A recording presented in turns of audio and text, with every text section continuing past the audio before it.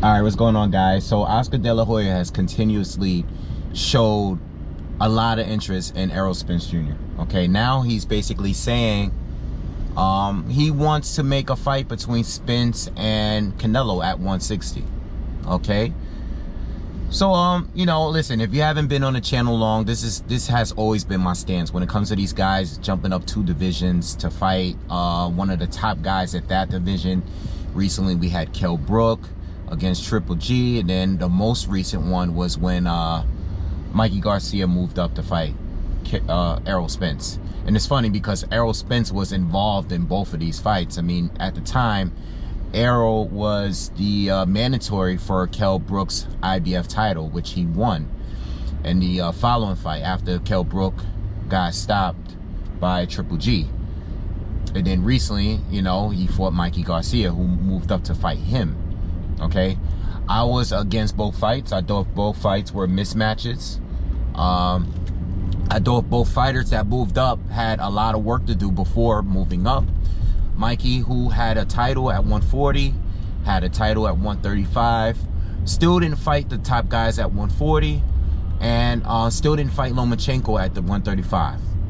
So he felt confident enough to go up and fight Spence, still trying to figure out what he saw. But he was dominated by Spence. You know, Spence did everything but stop him.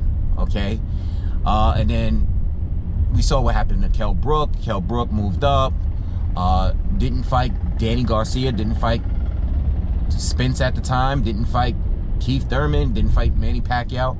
All he did was beat Shawn Porter. All right, all he did. That's all he did. And he went up to fight Triple G, skipped over everyone at 154. And listen, both of these guys, Errol and Kell, were big guys at 147, you know? They're big guys at 147. You know, I remember listening to an interview Keith Thurman did where he said he had met Kell Brook for the first time.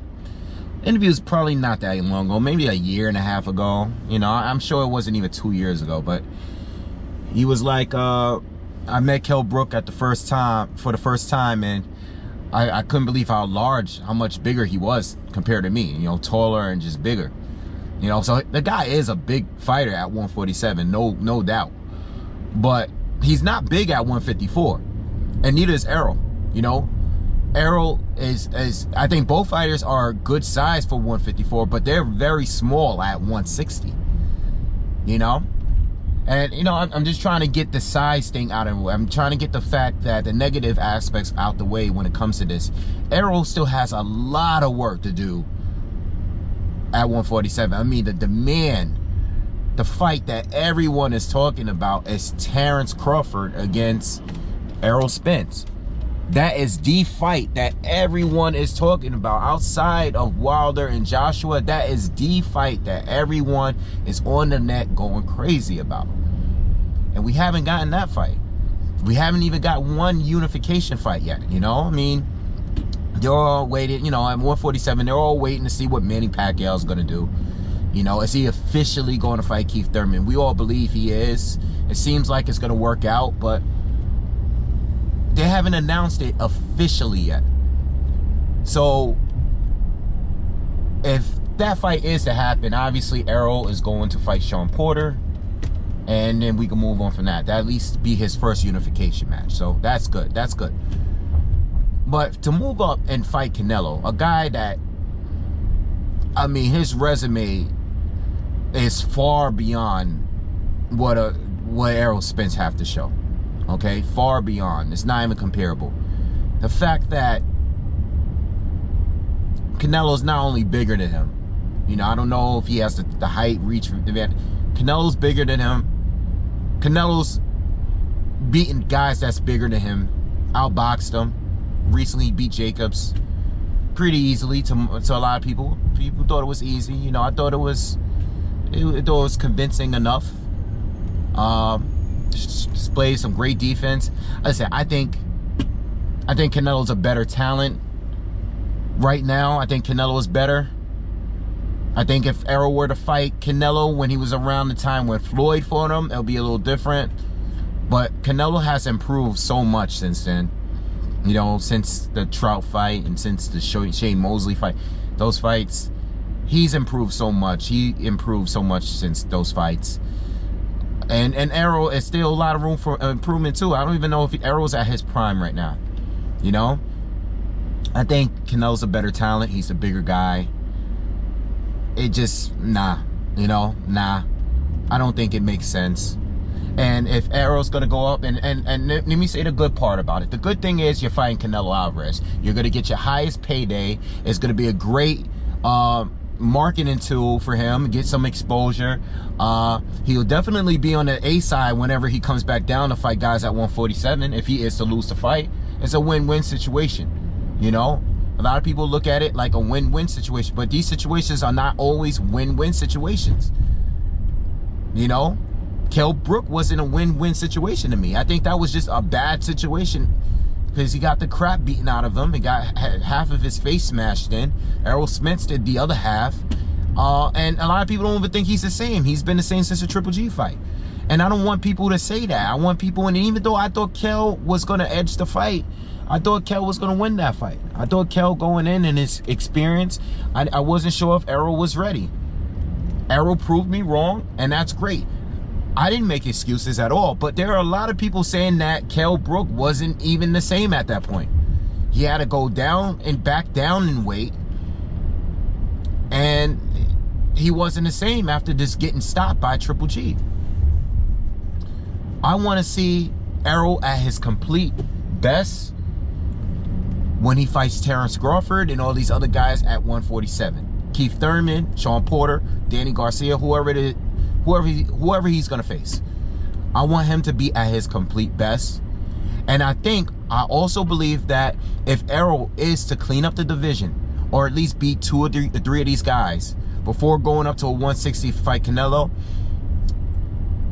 even if he doesn't fight Crawford, let's just say they don't want to deal with the other side of the street, which the Zone is the other side of the street too. It's not ESPN, but still the other side of the street. If they are to go that route and just say, you know what, Errol, Al, you know, PBC, Top Rank, don't work stuff out, I want to at least see Errol clean up the PBC side. At least at bare minimum do that. At bare minimum do that. Improve sharpen up your skills. Fight Canelo at your best, at your prime. I don't even know if you're in your prime. You know, you are in your prime, but there's still some room for some improvement, you know? So I feel like I personally don't want to see the fight. But from a business standpoint, I can see them taking the fight. You know, I don't know if they're going to try to propose a catch weight. I don't know if Canelo at this point is even trying to come back down. For anyone at this point in his stage of his career, at the end of the day, he is a superstar. He doesn't need he doesn't need Errol Spence. You know, Errol Spence has a name for himself. He does. You know, he did fight in Dallas Stadium. It'll be a big fight. They can have the fight in Dallas Stadium. You know, Mexican fan base, sell out the stadium.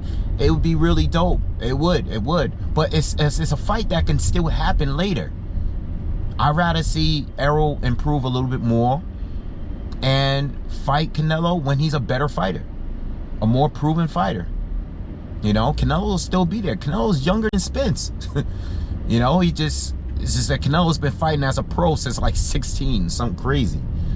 So I can see them taking a fight and why they would take it, but I don't want to see it yet. I'm waiting, you know. So anyway, that's my thoughts on it. I just want to see Errol clean up the division first. That's what I really want to see, and I really want to see Terrence Crawford before any of that. But I want Errol to be more proven so the fight can be more meaningful. I hate the excuses that I hear when guys move up, like Mikey. You know, a lot of people feel like that move up was a duck from Lomachenko. I want to eliminate that talk, that conversation. You beat everybody up at 147 and you just skip 154 and go to 160 and fight Canelo, then nobody can say anything, you know? No one can say anything. But when you just move up and there's still a lot of questions that need to be answered, then it makes the fight more meaningless. You know, you guys get paid, no doubt. You guys get paid. You guys are going to get paid regardless. But let the fight be more meaningful. If Canelo wins, at least they can say, well, this guy beat everybody at 147. He's pound for pound. They're fighting for pound. Who's number one? You know? So at least for Canelo, it'll be a good thing for him to have a name like Spence. Maybe he'll be undefeated by that time. And it'll be great for Spence because he'll be a fighter to move up 2 divisions to beat the champ. To be a pound for pound fighter. That'll be great. So let's be patient and wait. That's how I feel about it. Let's see what Team Spence is going to do. If they're going to entertain this. Yeah, or, you know, maybe Manny Pacquiao just takes Spence. You know, you never know. You never know with these guys. So, anyway, that's my thoughts on that. And I'll see you guys on the next one. Peace.